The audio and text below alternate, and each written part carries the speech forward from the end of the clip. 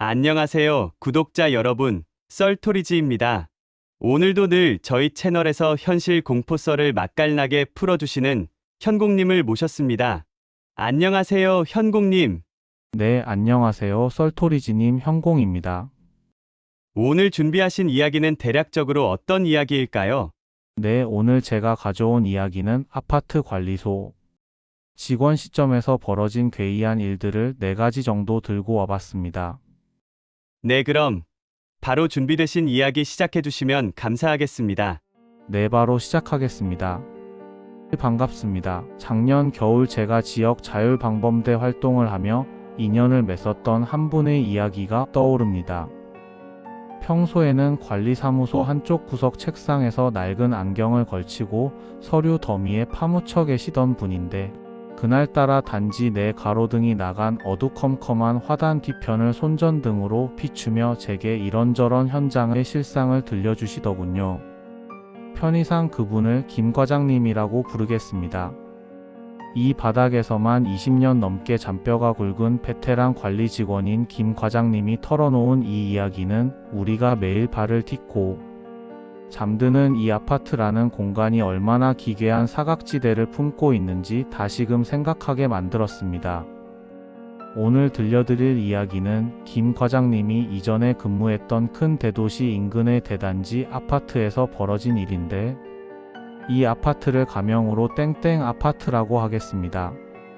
그리고 이 사건의 중심에 있었던 정체불명의 남자를 그냥 그 사람이라고 칭하겠습니다.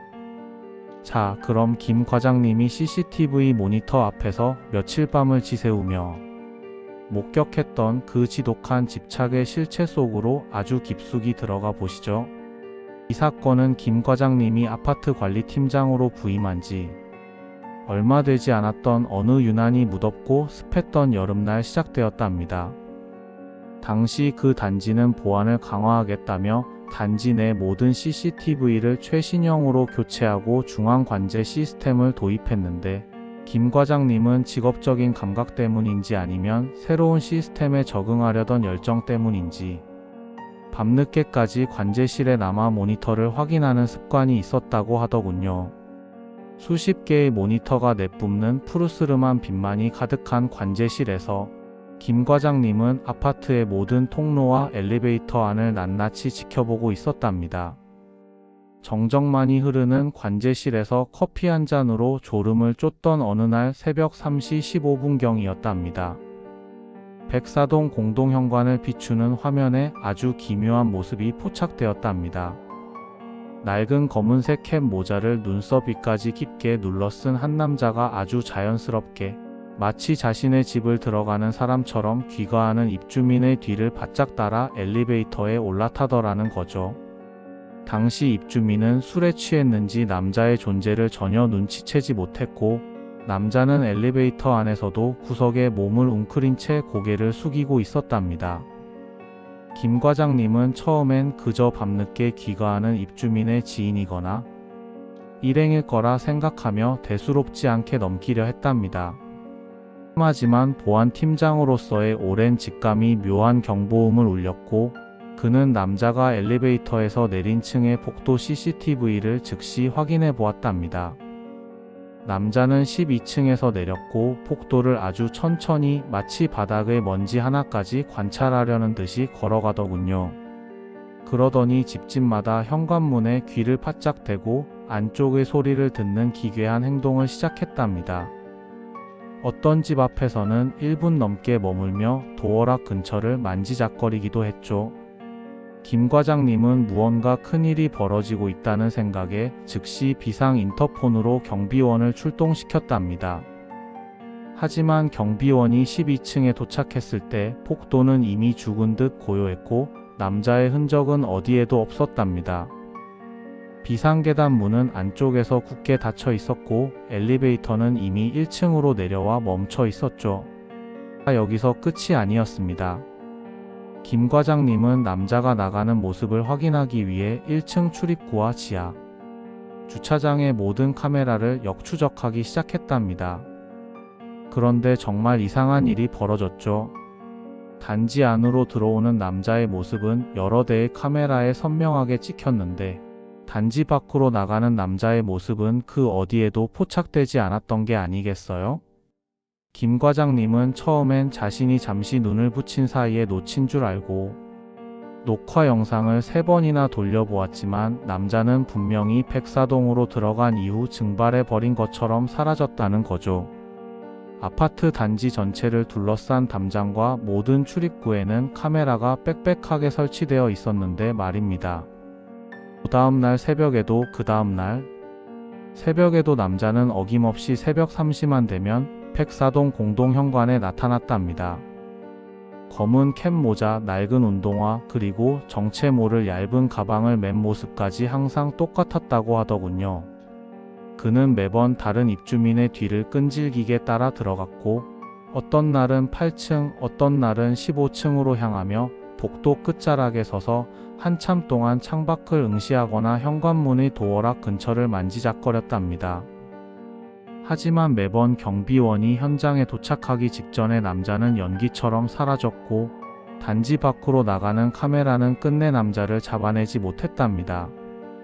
사람이 건물 안에서 증발할 수는 없는 노릇이니 김 과장님은 잠조차 이루지 못하고 이 미스터리에 매달렸다고 하더군요. 김 과장님은 이 남자가 아파트 내부에 거주하거나 혹은 우리가 알지 못하는 건축적인 사각지대에 숨어 있을 가능성을 염두에 두게 되었답니다. 그래서 그는 백사동의 모든 설계 도면을 관리실 문서고에서 꺼내어 펼쳐놓고 CCTV 위치를 대조하며 사각지대를 분석하기 시작했죠. 그러다 아주 결정적인 사실 하나를 발견하게 됩니다. 백사동 1층 비상계단 옆에는 원래 청소 도구함으로 쓰이던 아주 작은 창고가 있었는데 그곳 내부를 직접적으로 비추는 카메라는 없었답니다. 그리고 그 창고 안쪽 깊숙한 구석에는 아파트의 배수관과 전기 배선이 수직으로 지나는 통로인 피트 PIT층으로 연결된 작은 점검구가 있었다는 거죠. 그때의 공포를 지금도 잊지 못한다고 합니다. 김 과장님은 낮 시간에 몰래 그 창고를 확인해 보았는데 점검구의 나사가 아주 살짝 풀려 있었고 그 틈으로 사람의 체취와 눅눅한 곰팡이 냄새 그리고 오랫동안 씻지 않은 사람에게서 날 법한 퀴퀴한 냄새가 배어 나왔다고 하더군요. 누군가 아파트의 공용 공간이자 설비, 통로인 배관실 안쪽으로 들어가 생활하고 있을지도 모른다는 끔찍한 가설이 세워진 순간이었죠. 사실 그 피트 공간은 아파트 꼭대기층부터 지하까지 수직으로 연결된 거대한 통로였기에 그곳에 숨어들면 건물 전체를 마음대로 오갈 수 있는 구조였답니다.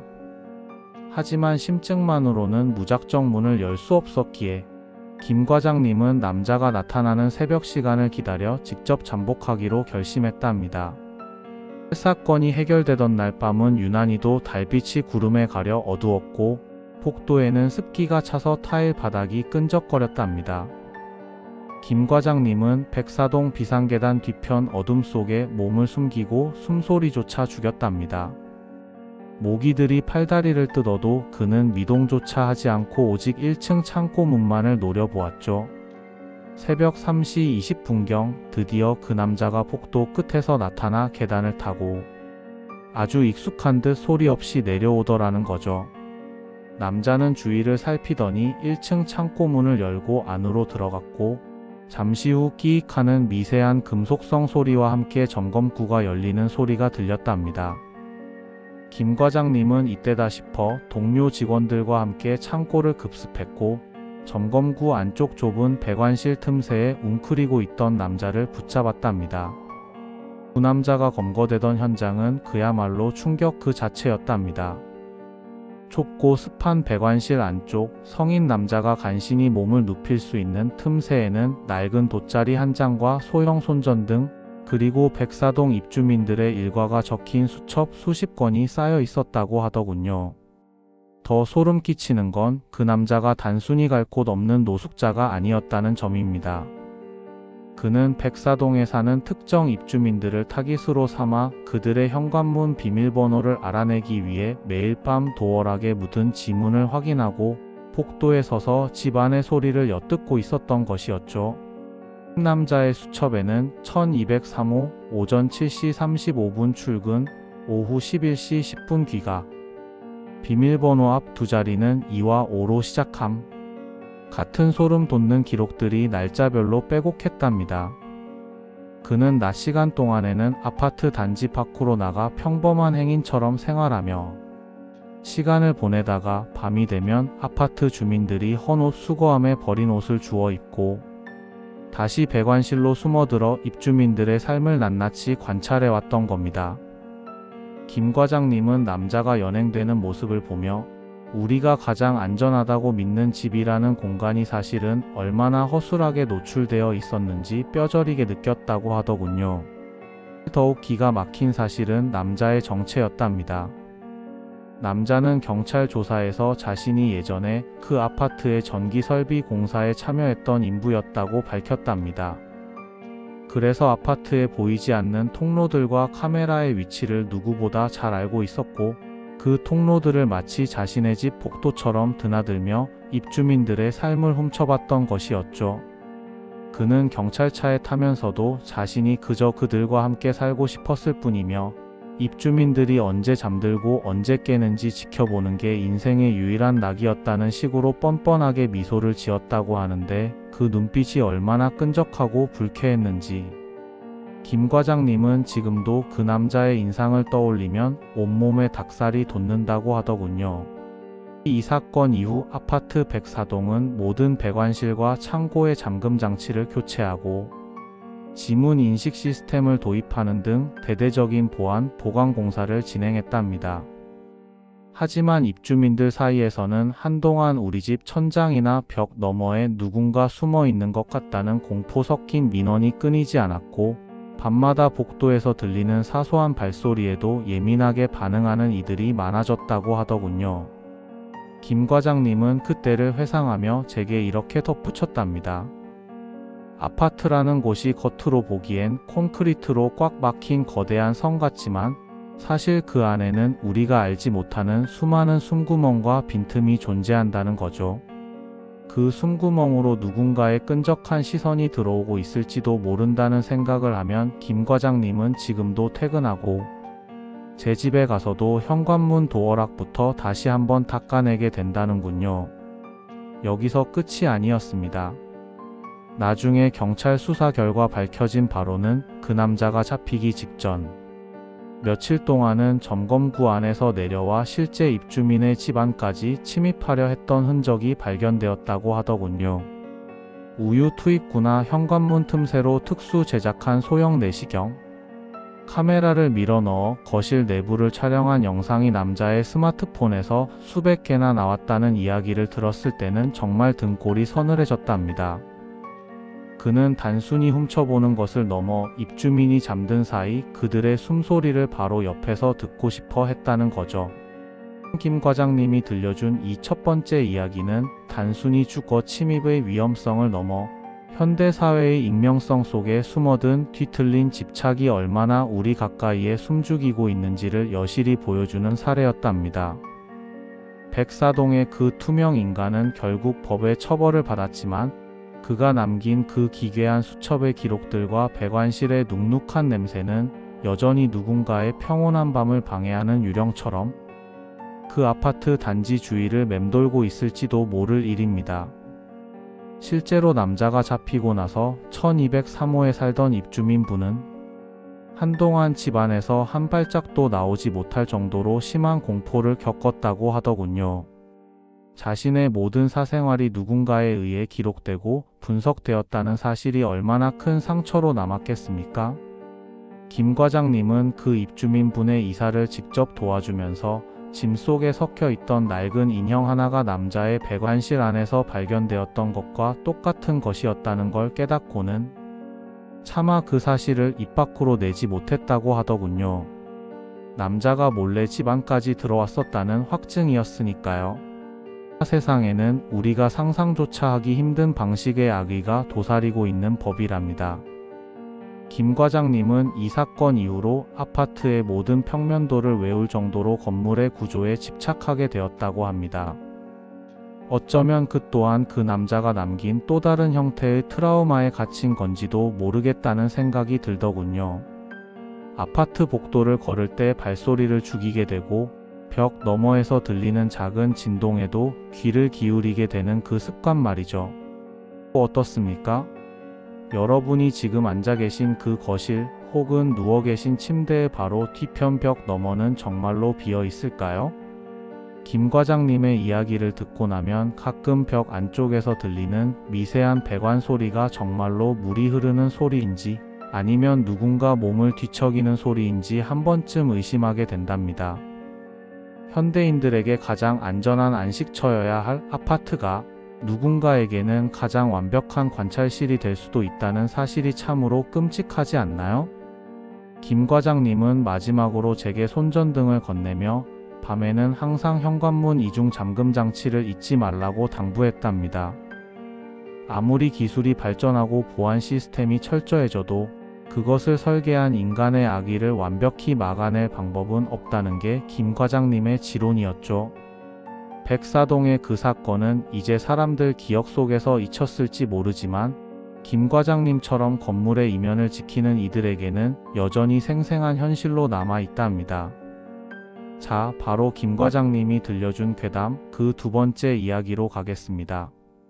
김 과장님이 들려주신 두 번째 이야기는 첫 번째 이야기보다 훨씬 더 지능적이고 우리 일상의 가장 깊숙한 곳인 집안의 보안 체계를 파고드는 지독한 심리전에 관한 것이었답니다.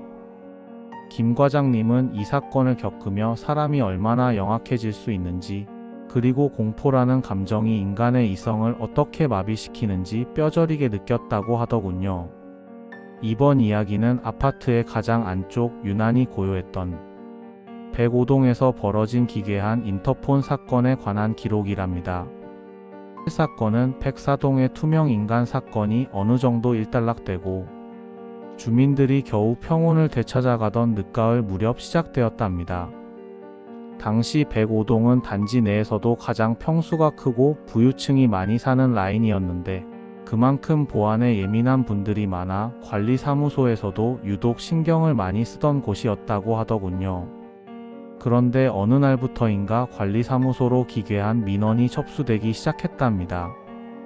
매일 새벽 3시 정각만 되면 105동 3호와 4호 라인 전 세대의 인터폰이 동시에 울린다는 것이었죠. 처음 민원을 넣은 분은 7층에 사는 노부부였다고 합니다. 새벽 3시에 갑자기 거실에서 딩동하는 인터폰 소리가 울려 깜짝 놀라 깨어났는데 모니터를 확인해 보니 복도에는 아무도 없었고 화면은 그저 지직거리는 노이즈만 가득했다는 거죠. 노부부는 처음엔 술 취한 젊은이가 장난을 친 거라 생각하고 넘겼지만 다음 날에도 그 다음 날에도 정확히 새벽 3시 정각에 인터폰이 울리자 결국 사색이 되어 관리실로 달려왔답니다. 그런데 놀라운 건 그 노부부만이 아니었답니다.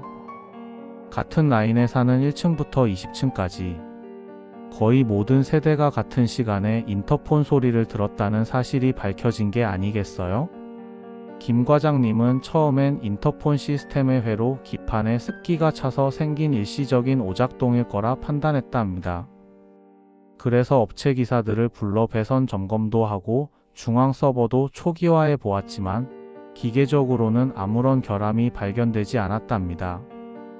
그런데도 인터폰은 멈추지 않았죠. 매일 새벽 3시 105동 주민들은 거실에서 울려 퍼지는 그 서늘한 기계음에 잠을 설쳐야 했고 단지 전체에는 흉흉한 소문이 돌기 시작했답니다. 예전에 105동 부지에서 공사하다 사고가 났는데 그 원혼이 부르는 소리다라는 식의 괴담까지 돌 정도로 주민들의 피로도와 공포심은 극에 달해 있었답니다. 여기서 끝이 아니었습니다. 김 과장님이 관제실에서 105동 복도 CCTV를 밤새 감시해 보았지만 인터폰이 울리는 그 순간 복도에는 개미 한 마리 지나가지 않았답니다. 공동 현관 카메라도 지하주차장 입구도 모두 고요했죠. 외부인이 침입한 흔적이 전혀 없는데도 집 안의 인터폰은 일제히 비명을 지르고 있었던 겁니다. 김 과장님은 이 사건이 단순한 기계 고장이 아니라 누군가 의도적으로 시스템에 개입하고 있다는 강한 의구심을 품게 되었답니다. 그래서 그는 아파트 각층 복도 구석에 숨겨져 있는 TPS실 통신 배선실을 하나하나 전수조사하기로 결심했답니다. TPS실은 아파트의 모든 통신선과 인터폰 배선이 지나가는 좁은 함체인데 평소에는 자물쇠로 굳게 잠겨 있어 관리 직원이 아니면 절대 열 수 없는 곳이었죠. 김 과장님은 손전등 하나에 의지해 105동 지하부터 꼭대기층까지 수십 개의 TPS실을 열어보며 배선의 상태를 확인했답니다. 먼지가 뽀얗게 쌓인 전선 더미 속에서 무언가 이질적인 것을 찾아내기 위해 며칠 밤을 지새웠다고 하더군요. 그러다 마침내 105동 지하 2층 지하 주차장 구석진 곳에 위치한 메인 통신 단자함에서 소름 끼치는 물건을 발견하게 됩니다. 거기엔 아파트 인터폰 시스템과는 전혀 어울리지 않는 손바닥만 한 검은색 소형 전자장치가 메인 회로 기판에 교묘하게 연결되어 있었답니다.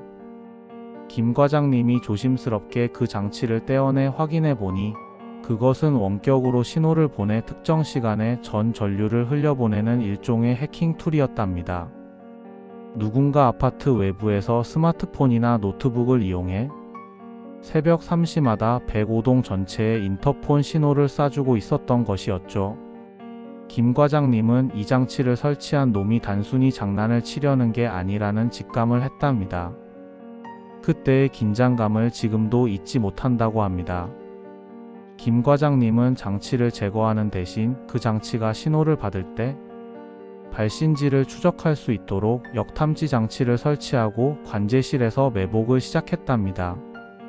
그리고 드디어 새벽 3시 다시 한번 인터폰 신호가 발생했을 때 탐지기가 가리킨 곳은 아파트 단지 정문 앞에 주차된 낡은 승합차 한 대였답니다. 김 과장님은 보안 요원들을 소집해 그 승합차를 급습했고 그 안에서 노트북 여러 대를 펼쳐놓고 모니터를 뚫어지라 쳐다보고 있던 남자를 체포했답니다. 범인을 잡고 나서 밝혀진 진말은 그야말로 지능적이고 악랄한 심리전의 극치였답니다. 그 남자는 단순한 해커가 아니라 최근 기승을 부리고 있던 조직적 보이스피싱 및 특수 절도단의 인출체기자 정보 수집원이었답니다. 그들이 왜 매일 새벽 3시에 인터폰을 울렸을까요? 그것은 바로 주민들의 반응 데이터를 수집하기 위함이었답니다. 새벽 3시에 인터폰이 울렸을 때 즉시 인터폰을 확인하는 집, 짜증을 내며 경비실로 연결하는 집, 그리고 아예 반응 없이 잠든 집을 구분해냈던 것이죠. 남자의 노트북에는 105동 각 세대별로 반응 속도와 수면, 패턴이 엑셀 파일로 완벽하게 정리되어 있었답니다. 거기엔 우리가 상상조차 하기 싫은 인간의 사생활을 해부한 기록들이 빼곡했죠. 1504호 인터폰 울린 지 5초 만에 확인. 매우 예민함. 침입 위험 높음.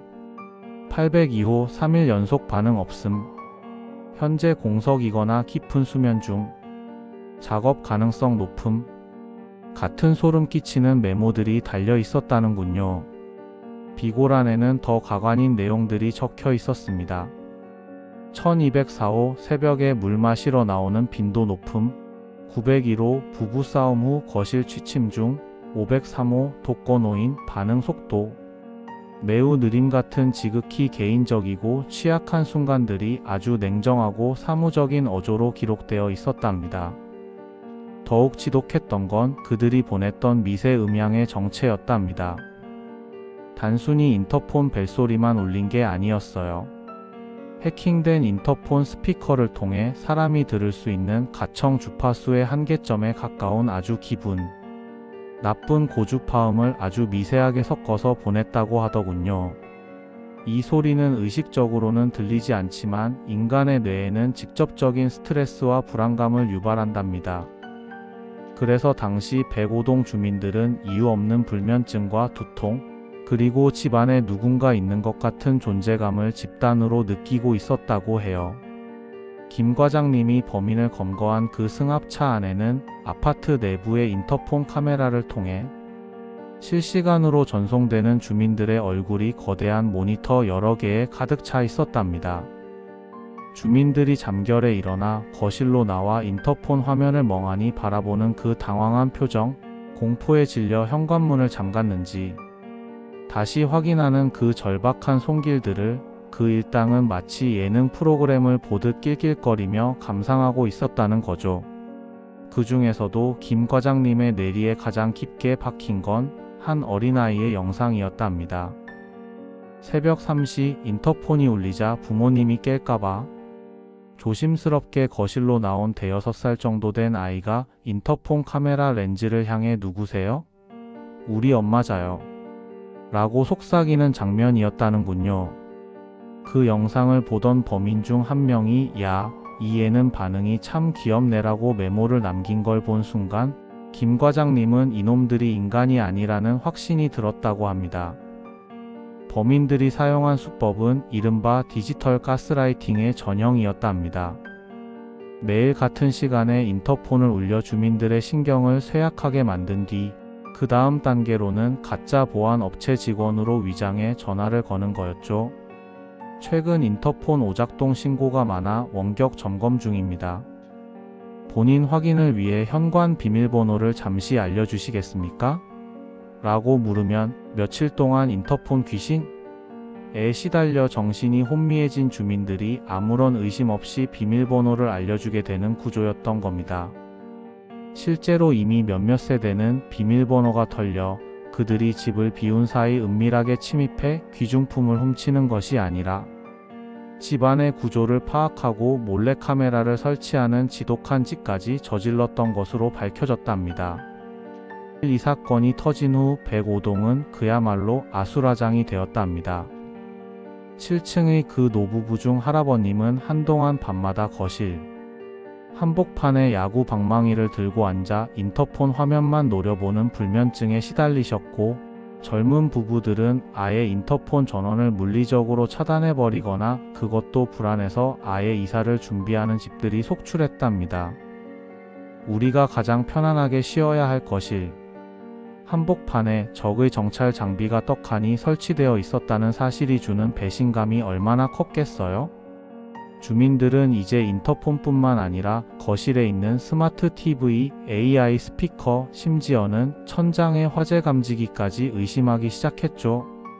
저 안에도 카메라가 숨겨져 있는 건 아닐까? 우리가 하는 말을 누군가 지금도 듣고 있는 건 아닐까?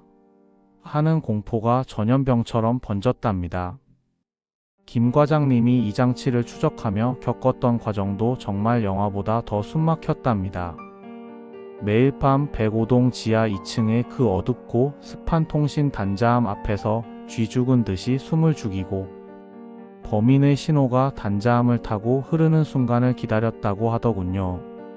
단자함의 미세한 릴레이가 딸깍하고 작동할 때마다 김 과장님은 마치 자신의 심장이 멈추는 것 같은 압박감을 느꼈답니다. 그 좁은 TPS실에서 먼지를 뒤집어쓰며 손전등 불빛 하나에 의지해 전선을 하나하나 대조하던 그 고독한 싸움 끝에 마침내 그 검은 장치를 찾아냈을 때 김 과장님은 안도감보다는 소름 끼치는 공포가 먼저 밀려왔다고 합니다. 실제로 경찰 수사 결과 그 남자가 타고 있던 승합차 안에서는 105동뿐만 아니라 인근의 다른 브랜드 아파트 단지들의 통신망 도면까지 발견되었답니다.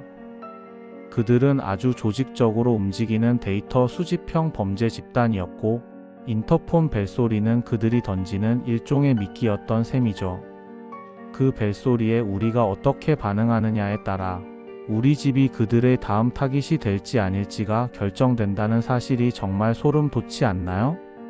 김 과장님은 이 사건 이후로 관리사무소의 모든 보안 정책을 뒤엎었답니다. 아날로그 배선으로 돌아갈 수는 없었지만 물리적으로 카메라 렌즈를 가릴 수 있는 슬라이딩 커버를 전 세대에 설치해 주었죠. 그리고 입주민들에게 신신당부했답니다. 기계는 절대로 믿지 마십시오. 당신의 집 안에서 나는 소리는 당신만이 제어해야 합니다. 라고 말이죠. 김 과장님은 지금도 비가 오거나 안개가 짙은 밤이면 관제실 모니터 앞에 앉아 105동의 인터폰 메인 서버를 유심히 살핀답니다. 혹시라도 그 노트북 속의 엑셀 시트가 다시 업데이트되고 있는 건 아닐까 하는 걱정 때문이죠. 김 과장님이 들려준 이 두 번째 이야기는 현대 사회에서 우리가 가장 신뢰하는 정보통신기기가 어떻게 범죄의 칼날로 변할 수 있는지를 여실히 보여주는 사례였답니다. 선생님, 기술이 좋아질수록 우리가 숨을 곳은 점점 사라지는 법입니다. 벽 너머에서 들리는 소리에 귀를 기울이는 건 우리만이 아니라는 사실을 명심하세요. 김 과장님이 빗줄기를 바라보며 건넸던 그 마지막 말은 지금 이 순간에도 제 가슴을 서늘하게 만드네요.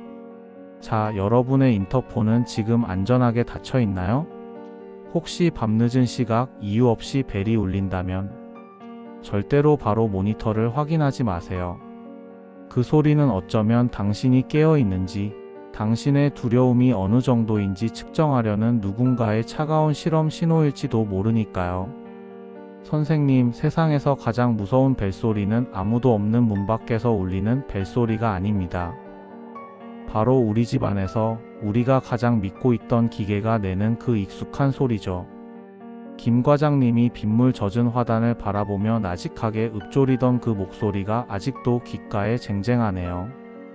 벌써 세 번째 이야기를 시작할 시간이네요. 지체 없이 바로 시작하겠습니다. 이 사건의 발단은 105동의 그 지독했던 인터폰 소동이 어느 정도 가라앉고 아파트 단지에 본격적으로 겨울을 재촉하는 찬바람이 불기 시작할 무렵이었답니다.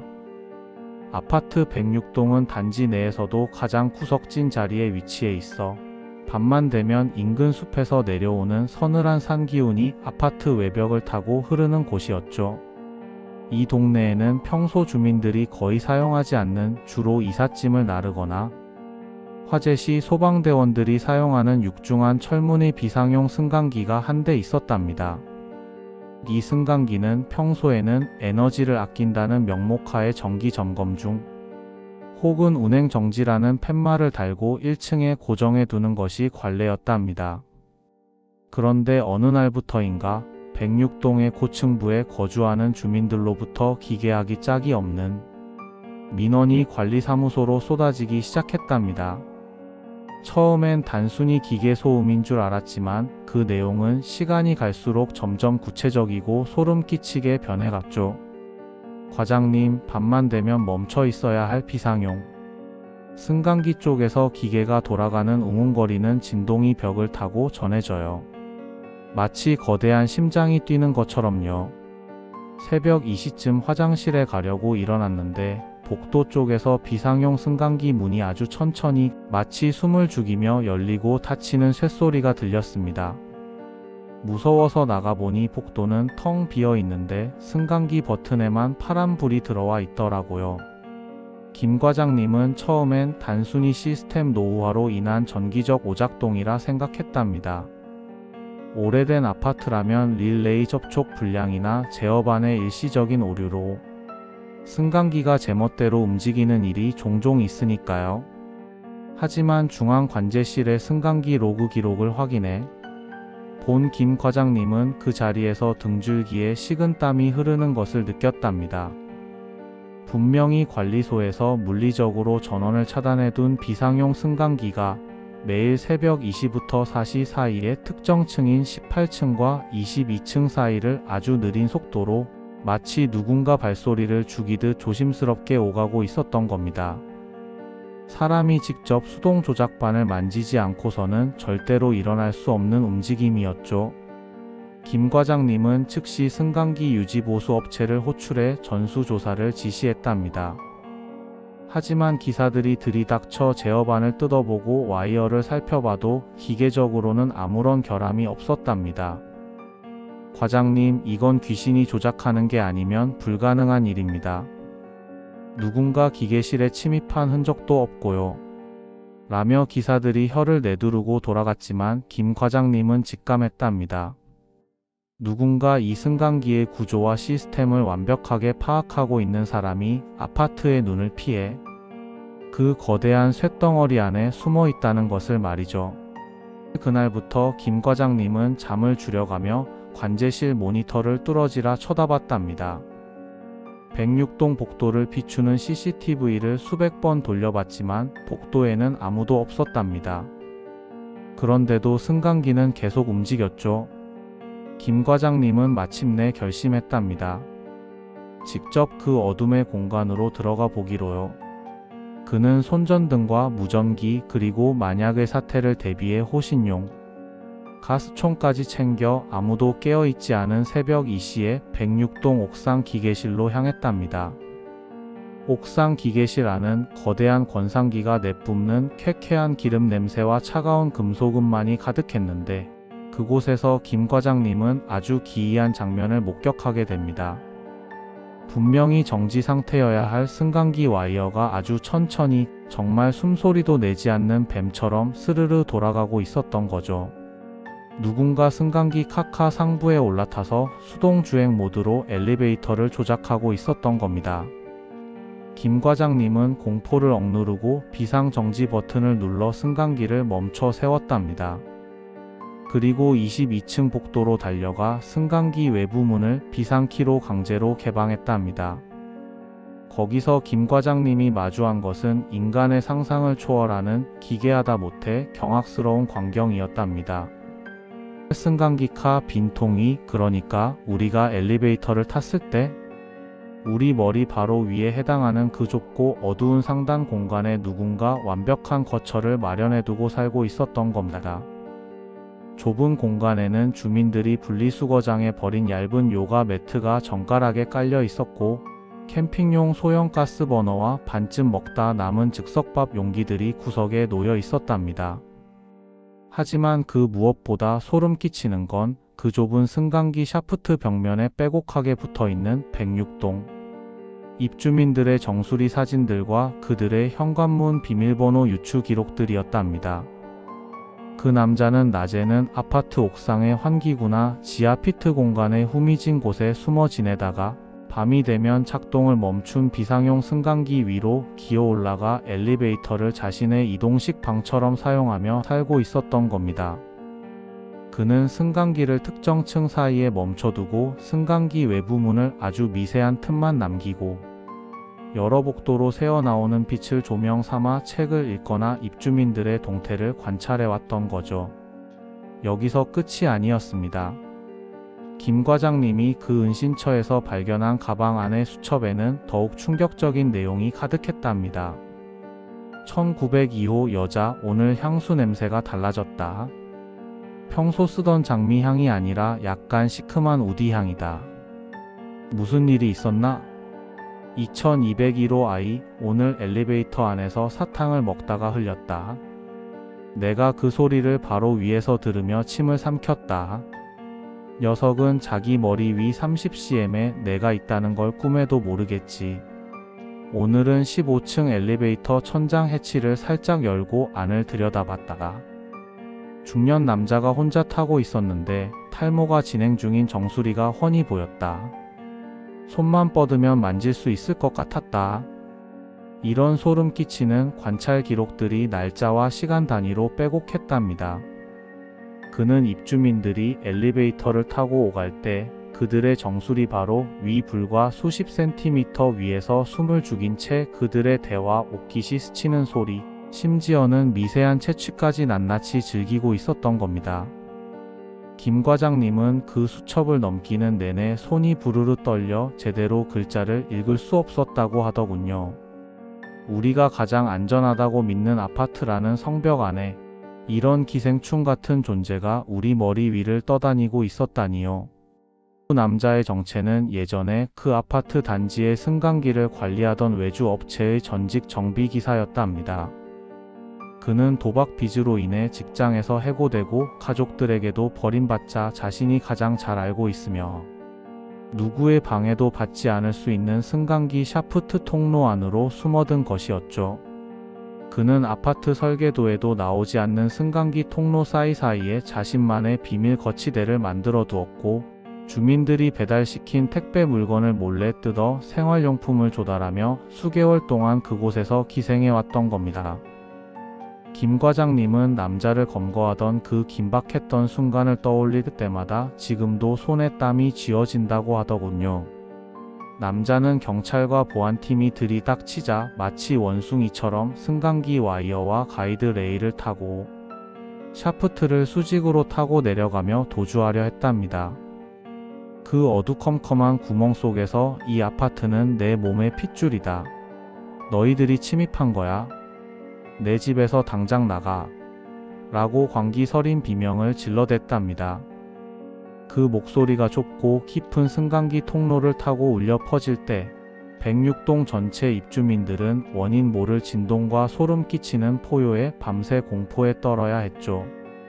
더욱 기막힌 건 그 남자가 살던 승강기 위쪽 공간에서 발견된 수많은 도청용 마이크들이었답니다. 그는 비상용 승강기뿐만 아니라 입주민들이 주로 사용하는 일반 승강기 천장에도 미세한 구멍을 뚫어 소형 마이크를 심어두었고, 주민들이 엘리베이터 안에서 나누는 지극히 사적인 대화들을 실시간으로 녹음하고 있었답니다. 그가 수집한 녹음 파일만 수백 개에 달했는데 그 안에는 주민들의 사생활뿐만 아니라 현관 비밀번호를 입 밖으로 내뱉는 소리까지 선명하게 녹음되어 있었죠. 그는 이 정보를 이용해 주민들이 집을 비운 사이 빈집을 털거나 더 끔찍한 범죄를 저지를 계획까지 세우고 있었다고 하니 정말이지 인간의 탈을 쓴 괴물이 따로 없었답니다. 사건이 마무리된 후 김 과장님은 106동 승강기 전체를 분해하다시피 하며 남자가 설치한 흔적들을 지워나갔답니다. 하지만 그 과정에서 발견된 것들은 김 과장님을 더 큰 충격에 빠뜨렸죠. 승강기 카 외벽에는 남자가 굶주림을 참으며 긁어놓은 듯한 손톱 자국들이 가득했고, 그 좁은 통로 안쪽 깊숙한 곳에서는 주민들의 잃어버린 양말, 칫솔, 심지어는 어린아이의 장난감 같은 것들이 보물처럼 쌓여 있었답니다. 그는 단순히 그곳에서 사는 것이 아니라 입주민들의 삶을 조각조각 훔쳐서 자신만의 기괴한 세계를 구축하고 있었던 겁니다. 이 사건이 터진 후 106동 주민들은 집단적인 트라우마에 빠졌답니다. 한동안 엘리베이터를 타지 못하고 계단을 이용하는 것은 물론이고, 내 정수리 위에서 누군가 나를 내려다보고 있을 것 같다는 공포 때문에 엘리베이터 천장을 제대로 쳐다보지 못하는 이들이 속출했죠.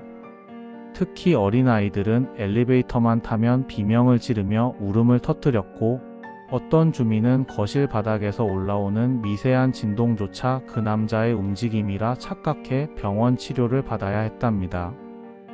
관리사무소에서는 모든 승강기 통로를 전수조사하고 모든 층의 점검구에 2중, 3중 잠금 장치를 설치했지만 그 서늘한 기분은 쉽게 가시지 않았답니다. 김 과장님은 그 뒤로 승강기 점검을 할 때마다 직접 카 위에 올라가 구석구석을 살피는 강박적인 버릇이 생겼다고 하더군요. 그리고 그는 항상 제게 이렇게 말했답니다. 선생님, 우리가 매일 타는 엘리베이터의 그 환한 조명과 세련된 거울 뒤에는 사실 빛 한 점 들지 않는 거대한 낭떠러지와 암흑의 공간이 있답니다. 그 암흑 속에 누가 숨어 있는지, 당신의 숨소리를 누가 세고 있는지 정말로 안전하다고 확신하시나요? 지금 당신의 발밑이 아니라 당신의 머리 위를 조심하세요. 김 과장님이 들려준 이 세 번째 이야기는 현대사회의 건축물이 가진 그 차갑고 기계적인 사각지대가 얼마나 끔찍한 범죄의 서식지가 될 수 있는지를 보여주는 잔인한 사례였답니다. 106동의 그 승강기 기생충은 결국 법의 처벌을 받았지만 그가 남긴 그 기괴한 수첩의 관찰 기록들과 승강기 통로의 그 눅눅한 냄새는 여전히 누군가의 평온한 귀갓길을 방해하는 환청처럼 남아있을지도 모를 일입니다. 실제로 그 남자가 검거된 후에도 106동 22층 복도 끝에서는 가끔 새벽마다 문을 열어달라고 긁는 듯한 소리가 들린다는 제보가 끊이지 않았답니다. 김 과장님이 확인해 본 결과 그것은 남자가 도주하면서 느슨해진 승강기 부품이 바람에 흔들리며 내는 소리였지만 주민들에게는 이미 그 남자의 망령이 내는 소리로 들렸던 거죠. 아파트라는 공동체 안에서 이웃을 믿지 못하고 심지어 내가 사는 건물의 물리적인 구조조차 의심해야 하는 이 현실이 얼마나 비극적입니까? 김 과장님은 이 사건 이후로 아파트 설계도를 볼 때마다 소름이 돋는다고 합니다. 선으로 그어진 그 도면 뒤편에 얼마나 많은 어둠의 공간들이 숨겨져 있는지 잘 알기 때문이죠. 그는 퇴근길에 자기 아파트 엘리베이터를 탈 때도 절대 거울을 보지 않고 천장 모서리만을 뚫어지라 쳐다본답니다. 혹시라도 틈새로 눈동자가 보이지는 않을까 하는 공포 때문이죠. 어떻습니까? 여러분이 지금 타려고 기다리는 그 엘리베이터 문이 열리고 들어섰을 때 느껴지는 그 미세한 공기의 흔들림이 정말 기계적인 바람 때문일까요? 아니면 당신이 타기 직전 천장 너머로 몸을 숨긴 누군가의 움직임 때문일까요? 당신의 정수리가 시리게 느껴지는 건 그저 에어컨 바람 때문일까요? 자, 이제 김 과장님이 들려주신 마지막 네 번째 이야기만 남았습니다. 자, 여러분들 숨 한번 들이키시고요. 바로 마지막 이야기 들어가 보겠습니다. 이 사건은 유난히도 장마가 길고 지루했던 어느 해 7월 말경에 시작되었답니다. 당시 아파트는 프리미엄 단지라는 명성에 걸맞게 주민 편의 시설이 아주 잘 되어 있었는데 그중 하나가 지하 4층 주차장 한편에 마련된 세대별 독립 창고였답니다. 가로 세로 2m 남짓한 작은 공간이었지만 튼튼한 철제 문과 개인 자물쇠가 달려 있어 입주민들이 캠핑 장비나 철 진한 옷가지들을 보관하기엔 안성맞춤이었죠. 지하 4층은 워낙 깊은 층이라 평소에는 주차하는 차량도 거의 없었고 관리사무소 직원들조차 정기 점검 때나 겨우 내려가는 적막한 공간이었답니다. 그런데 장마가 중반을 넘어설 무렵부터 관리사무소로 기괴한 민원이 한두 건씩 접수되기 시작했답니다. 지하 4층 창고 구역을 지날 때마다 도저히 견딜 수 없는 악취가 난다는 내용이었죠. 김 과장님은 처음엔 단순히 습기가 많은 지하실이라 하수구가 역류했거나 어느 집 창고에 둔 김치통이라도 터진 줄 알았답니다. 그는 청소 대행업체 직원 2명을 데리고 직접 확인을 위해 지하 4층으로 내려갔답니다. 엘리베이터 문이 열리자마자 쏟아져 나온 그 냄새는 김 과장님이 20년 관리 인생에서 단 한 번도 맡아본 적 없는 종류의 것이었답니다. 단순히 무언가 부패하는 냄새가 아니었죠. 무언가 유기물이 썩으면서도 인공적인 소독약 냄새와 뒤섞여 콧점막을 마비시키는 비릿하고도 달콤한, 그래서 더욱 역겨운 치기였다고 하더군요. 김 과장님은 손전등을 비추며 냄새의 발원지를 찾아 창고 사이사이를 누볐답니다. 먼지가 뽀얗게 쌓인 바닥 위로 누군가의 발자국이 어지럽게 찍혀 있었고 복도를 지나갈 때마다 신발 바닥이 쩍쩍 달라붙는 소리가 고요한 지하층에 기분 나쁘게 울려 퍼졌죠. 마침내 김 과장님의 손전등 불빛이 멈춘 곳은 107동 라인에 배정된 312번 창고 앞이었답니다. 그 창고 문틈으로는 검붉은 진액 같은 것이 흘러나와 바닥에 굳어 있었고 냄새는 그곳에서 폭발하듯 뿜어져 나오고 있었답니다. 이 312번 창고의 주인은 단지 내에서도 존경받는 노신사로 통하던 최 선생이었답니다. 어느 유명 대학의 심리학과 명예교수 출신이라는 그는 평소 깔끔한 정장 차림에 인자한 미소를 지으며 김 과장님에게 수고가 많으십니다 라며 따뜻한 캔커피를 건네던 품격 있는 분이었죠. 김 과장님은 설마 그 점잖은 분의 창고에서 이런 일이 벌어지고 있을 거라곤 상상도 못했답니다. 김 과장님은 즉시 최 선생에게 전화를 걸었답니다. 하지만 최 선생의 태도는 의외로 완고하고 차가웠답니다. 거긴 제 개인적인 서재이자 수집품 창고입니다. 습기 때문에 책이 좀 상했나 보군요. 제가 내일 직접 가서 치울 테니 절대로 문 열지 마세요. 만약 제 허락 없이 열면 법적인 책임을 묻겠습니다. 라고 말하며 전화를 뚝 끊어버리더라는 거죠. 평소에 그 온화한 목소리는 간데없고 무언가 들키지 않으려는 자의 날 선방어기제만이 가득했답니다. 하지만 악취는 다음 날이 되자 단지 전체를 뒤흔들 정도로 심해졌고 지하 4층에 주차했던 주민들이 구역질을 하며 관리실로 들이닥쳤답니다. 결국 관리소장은 소방법과 공공위생안전수칙을 근거로 강제 개방을 지시했죠. 김 과장님은 만약의 사태를 대비해 경비대장과 경찰관 1명을 대동하고 육중한 철제 자물쇠 앞에 섰답니다. 절단기가 자물쇠를 물고 깡 하는 소리와 함께 걸쇠가 끊어지던 그 순간 김 과장님은 온몸에 털이 곤두서는 공포를 느꼈다고 합니다. 문이 아주 천천히 열리자 그 안에서 쏟아져 나온 것은 단순한 물건들이 아니라 인간의 상상을 초월하는 지옥도였답니다. 창고 안쪽은 밖에서 보던 것보다 훨씬 깊게 확장되어 있었는데 벽면 전체에 특수 제작된 금속 선반이 천장 끝까지 설치되어 있었답니다. 그리고 그 선반 위에는 수천 개, 아니 수만 개는 되어 보이는 투명한 플라스틱 밀폐 용기들이 박물관처럼 진열되어 있었죠. 김 과장님이 손전등을 가까이 비춰보자 그 박스 하나하나에는 아주 정교한 타이핑 라벨이 붙어 있었답니다.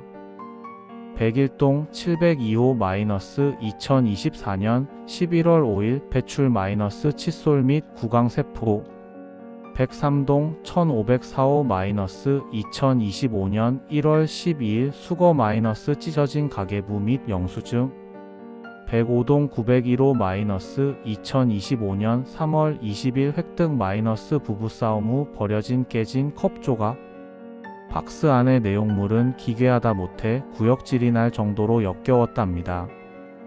주민들이 버린 쓰레기 봉투를 새벽마다 뒤져서 찾아낸 찢어진 편지 조각, 반쯤 쓴 연고, 머리카락이 뭉쳐있는 빗, 누군가 사용했던 화장솜, 심지어는 여성들의 속옷과 생리용품들까지 알코올에 소독된 채 아주 정갈하게 보존되어 있었답니다.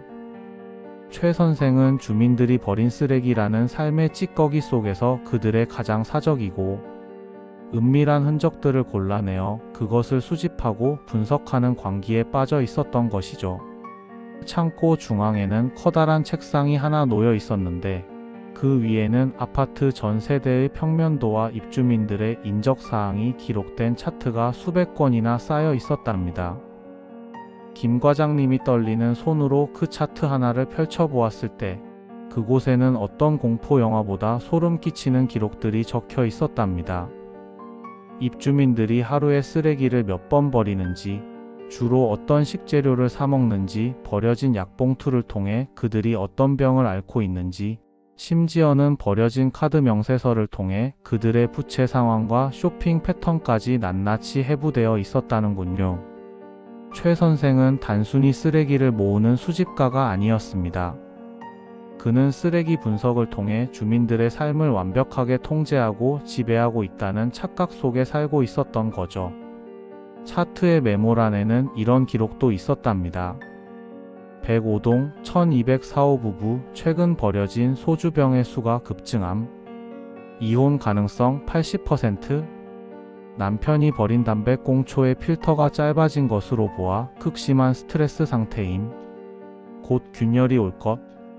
타인의 불행과 비밀을 쓰레기통 속에서 읽어내며 그는 지하 4층의 어둠 속에서 신이라도 된 양 군림하고 있었던 겁니다. 하지만 악취의 진짜 원인은 창고 가장 구석진 곳, 검은 비닐로 겹겹이 쌓여있던 대형 아이스박스들이었다 합니다. 경찰이 조심스럽게 그 박스 중 하나를 열었을 때 현장에 있던 사람들은 모두 자리에 주저앉아 비명을 지르고 말았답니다.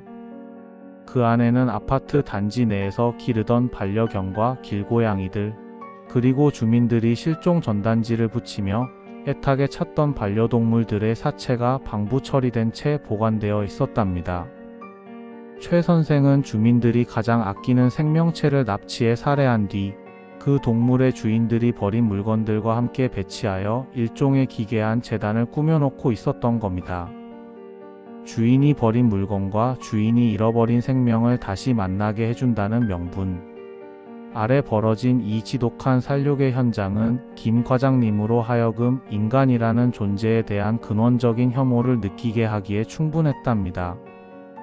김 과장님은 그곳에서 자신의 집 주소와 이름이 적힌 파일을 발견했을 때의 공포를 평생 잊지 못한다고 합니다. 파일 안에는 김 과장님이 퇴근길에 무심코 편의점에서 샀던 맥주 영수증, 김 과장님의 딸이 학교 과제로 쓰고 버린 연습장 조각, 심지어는 김 과장님의 아내가 버린 낡은 신발까지 고스란히 담겨 있었답니다. 최 선생은 관리소 직원인 김 과장님마저 자신의 실험실 안의 실험체로 여기며 그가 건네준 캔커피를 마시는 김 과장님의 표정을 관찰하며 뒤에서 비웃고 있었던 것이죠. 최 선생은 사건 발각 직후 단지 내 산책로에서 아주 평온하게 산책을 하다가 검거되었답니다. 수갑이 채워지는 순간에도 그는 전혀 당황하지 않고 오히려 김 과장님을 빤히 바라보며 이렇게 속삭였다고 하더군요. 과장님이 지난주에 버린 그 파란색 칫솔 말입니다. 오른쪽으로 씹는 버릇 때문에 칫솔모가 오른쪽만 달아있더군요. 치과에 가보셔야겠어요. 제가 과장님 건강까지 걱정하고 있었는데 이렇게 무례하게 제 서재를 망치시다니 참 유감입니다. 그 말을 들은 김 과장님은 그 자리에서 범인의 멱살을 잡는 대신 참을 수 없는 구역질을 하며 바닥에 구토를 하고 말았답니다. 자신의 일거수일투족이 심지어 칫솔질하는 습관까지 타인에게 분석당하고 있었다는 그 지독한 불쾌감은 영혼을 난도질당하는 것과 같았으니까요. 수사 과정에서 최 선생의 컴퓨터에는 더 끔찍한 기록들이 발견되었답니다. 그는 주민들이 버린 음식물 쓰레기를 분석해 그들의 건강 상태를 체크하고 특정 주민이 큰 병에 걸린 것을 예견한 뒤 그 주민에게 건강 조심하라는 익명의 편지를 보내 그들의 반응을 즐기기도 했답니다. 주민들은 그를 신통한 조언자나 친절한 이웃으로 생각했지만 사실 그는 주민들을 자신의 거대한 개미 실험실 속 개미처럼 취급하며 그들의 반응 하나하나를 기록하고 있었던 겁니다. 이 사건이 알려진 후 아파트는 그야말로 아수라장이 되었답니다. 주민들은 자신의 집에서 나오는 모든 쓰레기를 이제는 그냥 버리지 못했죠. 이 쓰레기를 누가 또 뒤지는 건 아닐까? 하는 공포가 주민들을 집단 히스테리로 몰아넣었답니다. 사람들은 쓰레기를 버릴 때마다 분쇄기를 사서 모든 종이를 가루로 만들고 음식물 쓰레기조차 타인이 알 수 없게 검은 봉투에 몇 번씩 감싸서 멀리 떨어진 동네까지 가서 버리고 오는 일들이 비일비재했답니다. 가장 슬픈 건 아파트 주민들 사이의 신뢰가 완전히 무너져 버렸다는 점입니다. 엘리베이터에서 만나는 모든 이웃이 최 선생처럼 나를 관찰하고 있는 건 아닐지 의심하게 되었고 이웃이 건네는 따뜻한 인사조차 정보 수집을 위한 미끼로 느껴지게 된 거죠. 김 과장님은 이 사건을 마무리하며 아파트 관리직을 영영 떠나기로 결심했답니다. 그는 사직서를 내던 날 저에게 이렇게 말하며 눈물을 글썽였답니다. 선생님, 제가 지키려고 했던 건 이 콘크리트 건물이 아니라 그 안의 사람들의 평온함이었어요. 그런데 제가 매일 아침 웃으며 인사했던 그 노신사가 지하 깊은 곳에서 우리 아이의 찢어진 시험지를 소독하며 즐거워하고 있었다는 사실을 알고 나니 전 더 이상 사람의 눈을 똑바로 쳐다볼 자신이 없습니다. 쓰레기 봉투 하나만 봐도 그 집안의 우울과 비밀이 읽히는 이 능력이 이제는 저주처럼 느껴집니다. 김 과장님이 떠나고 난 뒤 지하 4층 312번 창고는 시멘트로 입구 자체가 영구봉인되었답니다. 하지만 지금도 그 주변 주차 공간에는 아무도 차를 세우지 않는다고 하더군요. 주민들은 여전히 그곳에서 비릿한 소독약 냄새가 나는 것 같다고, 혹은 밤늦게 지하 주차장에서 누군가 비닐봉지를 부스럭거리며 쓰레기를 분류하는 소리가 들리는 것 같다고 제보하곤 한답니다. 그것은 아마도 최 선생에게 영혼을 저당 잡혔던 입주민들의 불안이 만들어낸 거대한 환각일지도 모르지만요. 여러분, 오늘 밤 여러분이 무심코 버린 쓰레기 봉투 안에는 과연 무엇이 담겨 있나요? 당신이 누구에게도 보여주고 싶지 않았던 약점, 당신의 건강 상태 혹은 당신의 은밀한 취향들, 부디 그것들을 버릴 때는 한 번 더 생각하세요. 당신이 버린 것이 단순히 오물이 아니라 당신이라는 존재를 증명하는 가장 위험한 단서가 될 수 있다는 것을요. 그리고 내일 아침 당신에게 아주 인자하게 웃으며 인사하는 그 이웃의 눈을 유심히 살펴보세요. 그 눈동자 속에는 과연 당신에 대한 호의가 담겨 있을까요? 아니면 당신의 다음 쓰레기 봉투를 기다리는 굶주린 수집가의 욕망이 담겨 있을까요? 현대 사회라는 거대한 아파트 숲속에서 우리는 모두 누군가에게 관찰당하고 기록당하는 실험체의 신세를 면치 못하고 있는지도 모릅니다. 김 과장님이 들려준 이 4가지 이야기는 결국 우리에게 묻고 있습니다. 우리가 가장 안전하다고 믿는 이 요새 같은 집이 사실은 창문 하나 없는 감옥이자 투명한 유리로 된 관찰실은 아니냐고 말이죠. 김 과장님은 지금 어느 한적한 산골에서 텔레비전도 인터폰도 엘리베이터도 없는 낡은 집에서 지내고 계신답니다. 그는 이제야 비로소 누군가의 시선에서 자유로워졌다고 말하지만 전 가끔 그분이 밤마다 자신의 마당에 떨어진 낙엽 한 장조차 누군가 가져갈까봐 두려워하며 불을 밝히고 있지는 않을지 걱정이 됩니다.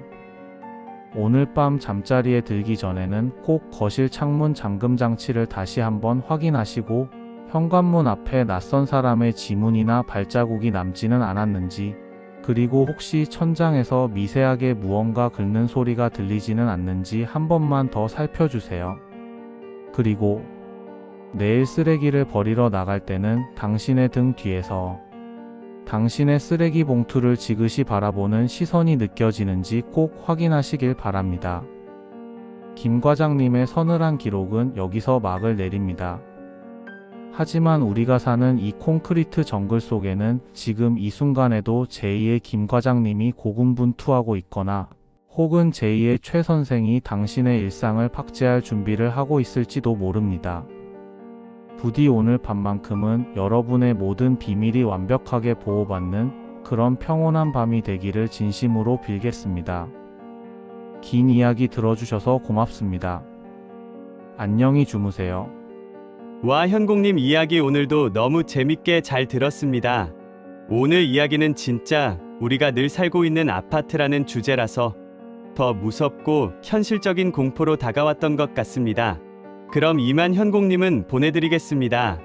감사합니다. 현공님 들어가세요. 네, 감사합니다. 다음에 뵐게요.